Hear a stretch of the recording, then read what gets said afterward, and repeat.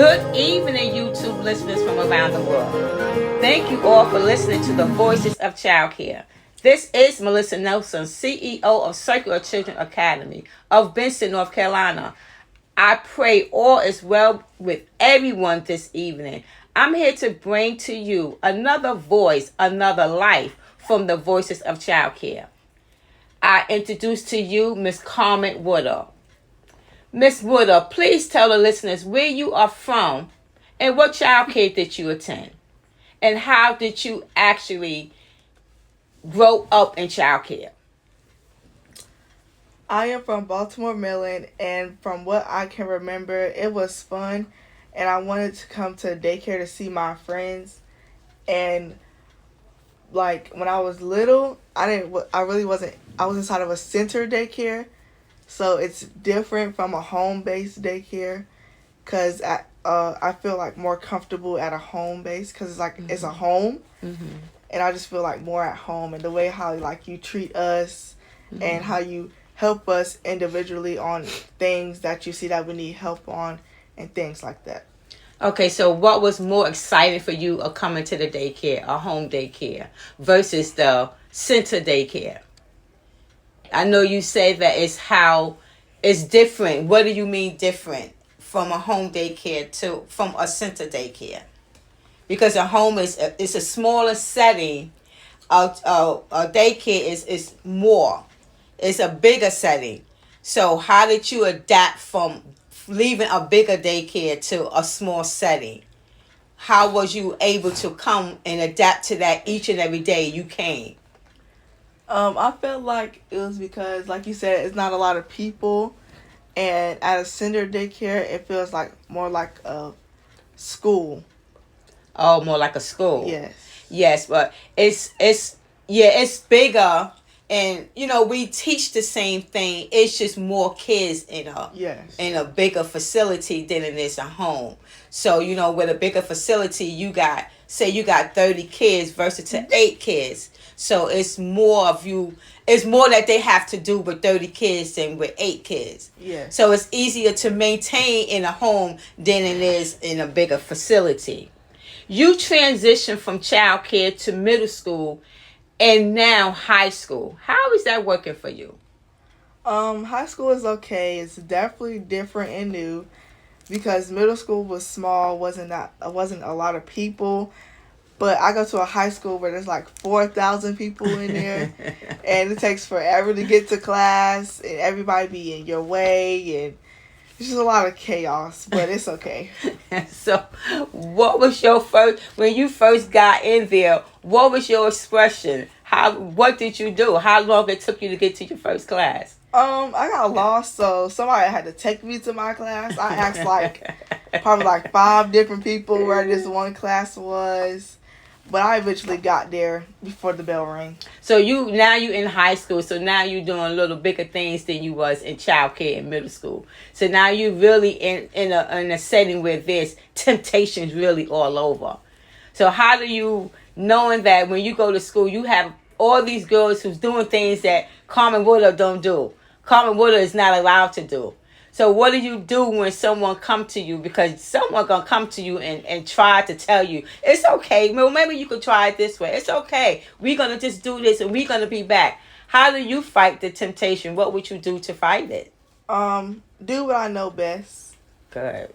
And what's your best? Listening to God. That's it. And doing the right thing. Yes, Lord. That's it. So we know when you keep moving with God and you let him lead you and you let him guide your day, your everyday walk, then you know you will always do the right thing.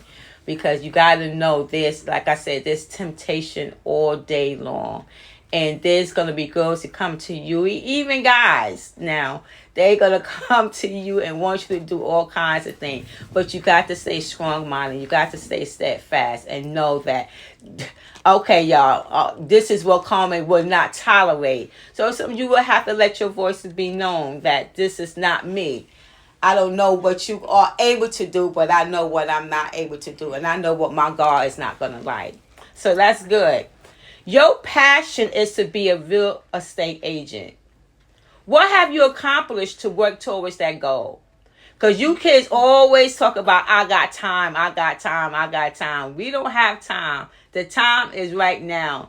Later is now. So what are you doing to get that accomplished when you reach that point?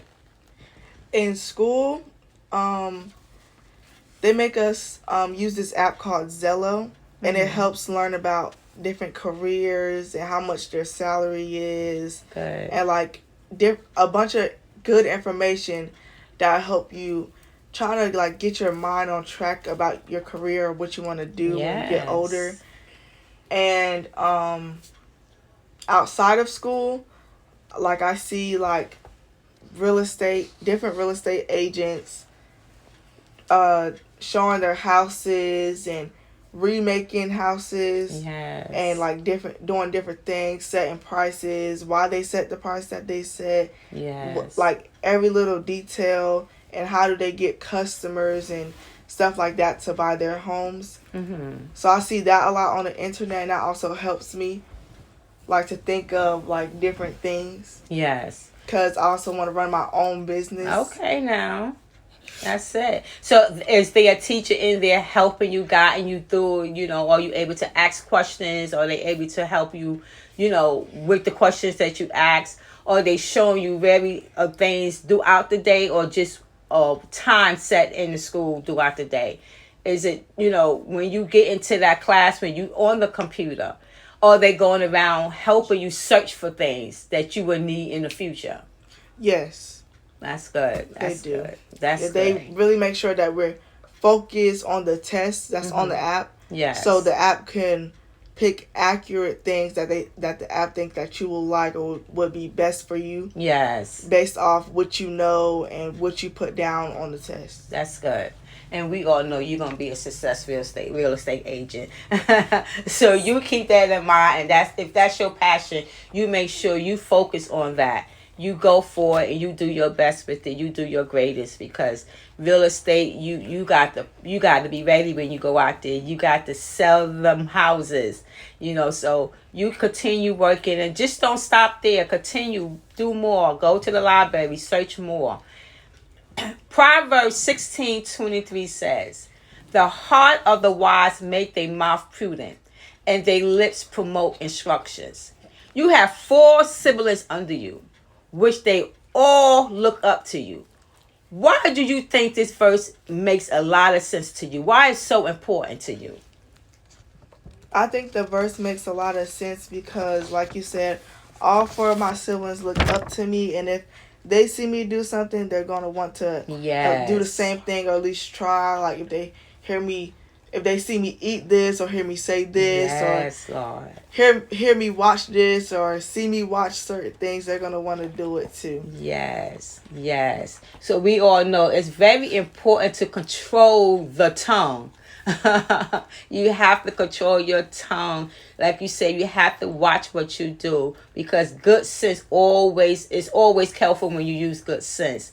Because whatever you come out your mouth with, you have to always make sure it's the right thing. Because like I said, you have 4 under you, 4, 2, and 3, 4, 3, 3, 2, 7, and 12. Yeah, so you definitely have to set an example for them.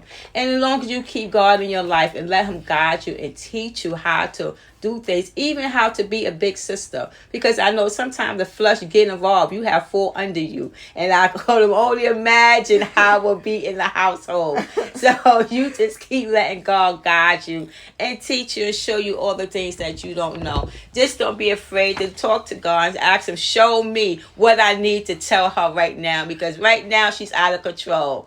And I need to calm down. So I need you to tell me what I need to do, so we both could be in a good state of mind and get some sleep tonight. So like I said, I know it's when you dealing with siblings, you got to always know that these are your siblings. You love them, you care for them, you do anything for them, and you got to keep reminding yourself that I have to do the right thing. It's no way if and buts about it. And not only for them, for the Lord too, because without the Lord, be nothing. We can't get nowhere. So you always remember, you let him guide your way. Let him teach you. Let him show you to be that big sister that you are.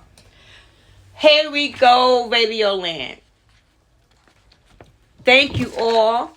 Thank you, Miss Woodall, for giving us your time and your effort. Just sitting here, just explaining everyone to how school was for you, how school is for you, how daycare was for you. If there anyone out there in the world who would love to share a little about your experience in child care, a parent, a child, a guardian, just an owner, please message me, Melissa Nelson. Before you click that button, hit like, share, and subscribe. Until next time, peace, love, and happiness.